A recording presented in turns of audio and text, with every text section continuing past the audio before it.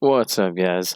Today we have some Season 2 news as well as a little bit of info uh, on the Legendary Hunt as well. We've got a couple of new skins that'll be rotating in the store. It looks like they've got a skin for the Flatline and then a skin for the Spitfire as well. And obviously, it looks like every legend is basically going to get their own little Legendary Hunt skin, which is really awesome because, Bangalore's got hers. She's gonna have one. Looks more like just a straight white. Looks pretty nice though. Still looks pretty cool. But I hate the fact I'm such a I like to play tactical. I don't want to be like bright white in the field. But that skin looks pretty cool, so I might have to try it out.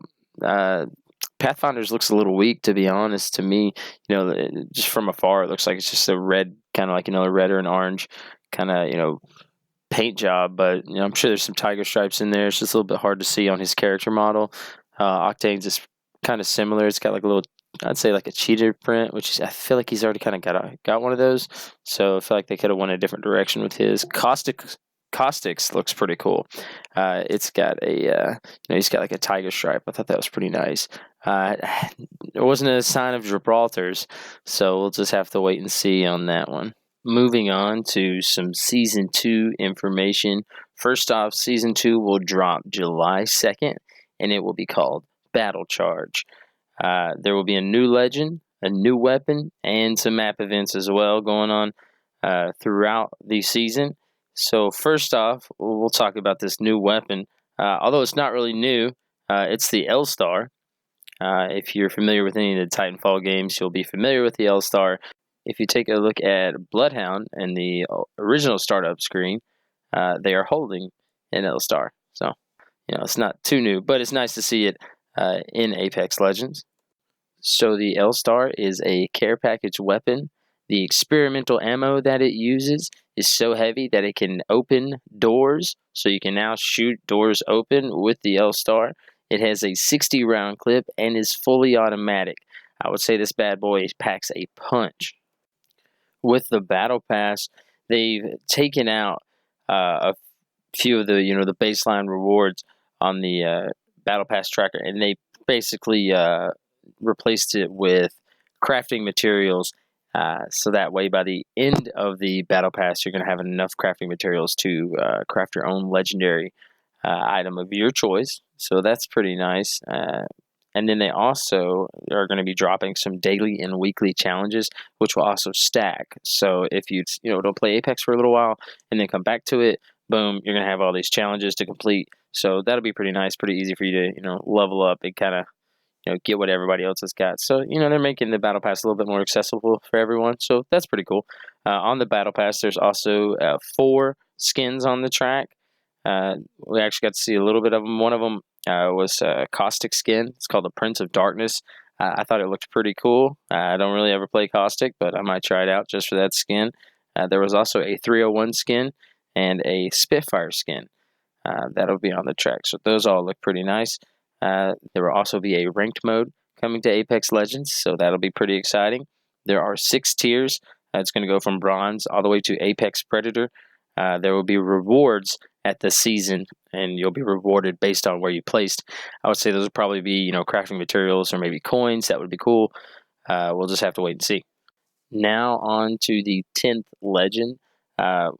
We already knew it was going to be Wattson, but it's nice to see what Wattson actually does, and that's Wattson with 2 T's as like, an electrical watt.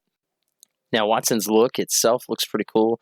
I'm not a big fan of, hoods covering up hair, but that's just me personally. The big thing is to make, keep her have an outstanding silhouette, and I believe they did that very well because, she's definitely going to be identifiable from afar. Maybe with some of her other skins, we'll see her without her hat. That'll be pretty cool, or hood, rather.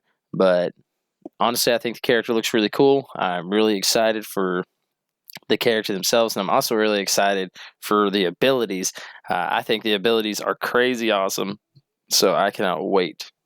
So her passive is that an ultimate accelerant. Whenever you use that ultimate accelerant, it charges your ult to 100%. So that's a pretty nice little passive. So now there's another reason to be grabbing those ultimate accelerants if you play as Wattson. which I know I definitely will. Wattson seems really, really cool so far.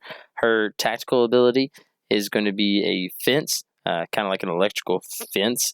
You can set up to 12 nodes, and you can set them up like wherever. It's really up to your design capabilities. They basically just, 2 nodes have to connect, but you can connect all 12 if you want, which sounds pretty awesome. With the fence, whenever somebody goes through it, it actually pings their entire squad. So it's definitely something that you'll have to look out for whenever you're running around. In the clips, it doesn't really look like it does any kind of damage to anyone. So really, it might just be more of a perimeter thing. It could slow you, but they didn't really go into kind of any details about it. So with her ultimate, it is called the interception pylon, and this thing is crazy. So first off, it charges your team shields. All right, they're close to it. When you're away from it, it takes your fence, it takes your tactical longer to cool down. But if you're closer to the interception pylon, then not only do your shields charge, Wattson's shields charge, but your tactical ability also, the cooldown on it is actually quicker than if you're away from it. The best thing about the interception pylon is that this thing shoots down any incoming projectile, basically, any large projectile. So any arc stars, grenades, a barrage, either Gibraltar's or Bangalore's, anything that can make you go boom. This pylon it stops, and it is permanent until destroyed. So I don't know if there's like a cooldown or if it has like max capacity as far as what it can take, sort of like Gibraltar's shield. But we'll just have to see.